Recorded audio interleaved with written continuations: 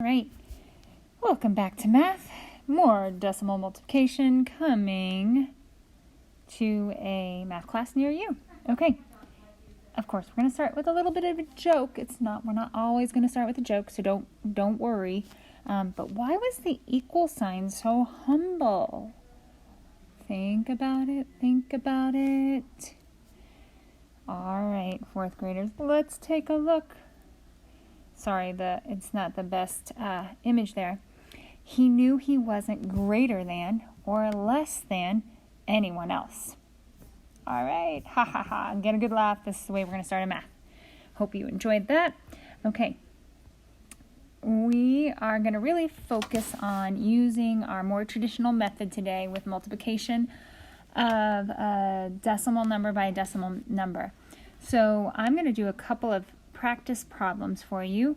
You can do them along with me if you want to pull out a whiteboard or anything like that. So I'm going to invite you guys to do that. So let's take a look. I'm going to just write a problem here. I'm going to go ahead and do, let's see. Oops, let's try that again. 6/100 times 8/10. Okay, I still like putting the 2-digit number on top of the 1-digit number. It just helps me to stay organized. You guys can organize it how you want to. And I'm going to go ahead and I'm going to do my multiplication steps. You guys can be doing this with me. So 6 times 8 is 48. 8 times 0 is 0 plus 4 is 48. Now, here's the thing that I have to look at before I say I'm done. I solved it as though the decimals aren't there, but they are, because we're taking 6/100 of 8/10. So I see 2 digits behind that decimal. I see 1 digit behind that decimal point, I should say. So that means I'm going to start from my right. Remember, we always start from the right. And I'm going to scoop over 1, 2, 3 times, because I have 3 digits total behind a decimal point. So I go 1, 2, 3.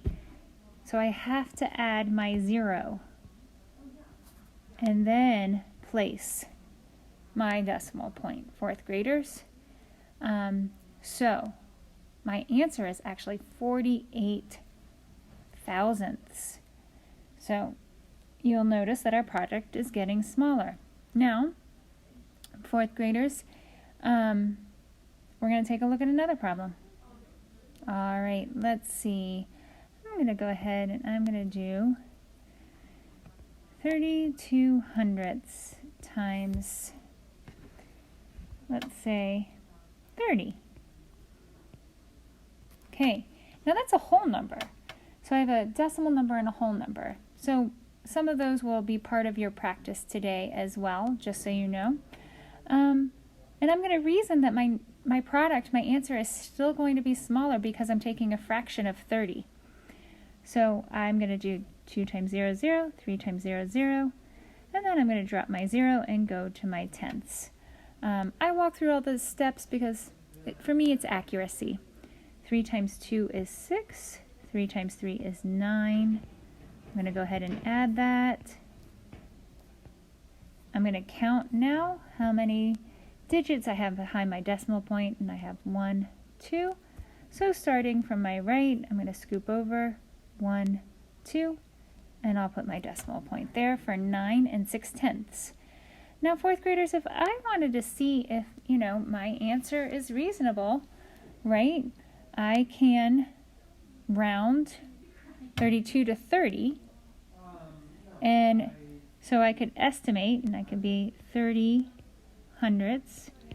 times 30 is going to be 900, right? But then I have my decimal, right? So that's going to be 9. So my answer is fairly reasonable. Okay. I'm going to go ahead and do another problem that you're going to run into today. Really practice lining up. You might need extra paper today to do your work. It's all going to be in your homework and remembering. But lining, just be organized with your work. It's easy to make careless mistakes with this. So I'm going to go ahead and, let's see, I'm going to do 1 3/10 times 6/10. Okay, I'm at 3 times 6 is 18. Carry my 1. 6 times 1 is 6 plus 1 is 7. I'm going to go ahead and count my digits behind the decimal. 1, 2. That means from my right, I go 1, 2 for 78 hundredths. Fourth graders, again, I could round 1 times, right, 6/10 for 6/10, and that gets me kind of, shows me my answer is reasonable and that I've got my decimal in a more accurate place. Now what I want to look at is when we multiply, when we're going to have a, let me get back to my blue pen. Let's take a look at a problem like this. Whole number and a decimal, so 4 and 1/10. Let's do times 6 and 2/10. Okay? Not as many zeros, more steps. So this is really practicing the skills that we learned in 4th grade math with how we multiply. We're going to multiply a double-digit number by a double-digit number as if the decimals aren't there, and then we'll go back and we'll add in our decimals. So let's begin. 1 times 2 is 2. 4 times 2 is 8. I'm done with my 2. I'm going to move to my 6, which is in my 10, so I'm going to drop my 0. 6 times 1 is 6. 6 times 4 is 24. I'm going to add 2. 8 plus 6 is 14. Carry my 1. 5, 2. Okay, feel good about it, but now I need to add my decimal. So I have 1 digit behind 1 decimal point, another digit behind another decimal point, so I'm going to scoop from the right. 1, 2 for 25 and 42 hundredths. Now, 4th graders, my rounding is great when I have all these whole numbers. I can round 4 and 1/10 to 4, 6 and 2/10 to 6. Easy peasy, lemon squeezy. 4 times 6 is 24, and my answer is reasonable. Okay? So, I really want you to practice using estimation to see if your answer is reasonable. 4th graders, this is just one of those uncomplicated ways to check on your work. So that's a bit of what you're going to encounter today. You will have some word problems. So I'm going to show you what your work looks like today. And you're going to be doing, I think, let's see, what did I say? I think I said you're going to be doing odd problems. I'm just going to hop into Schoology right now and double check that. Yeah, you're going to be doing odd numbered problems. So this is what the first page looks like.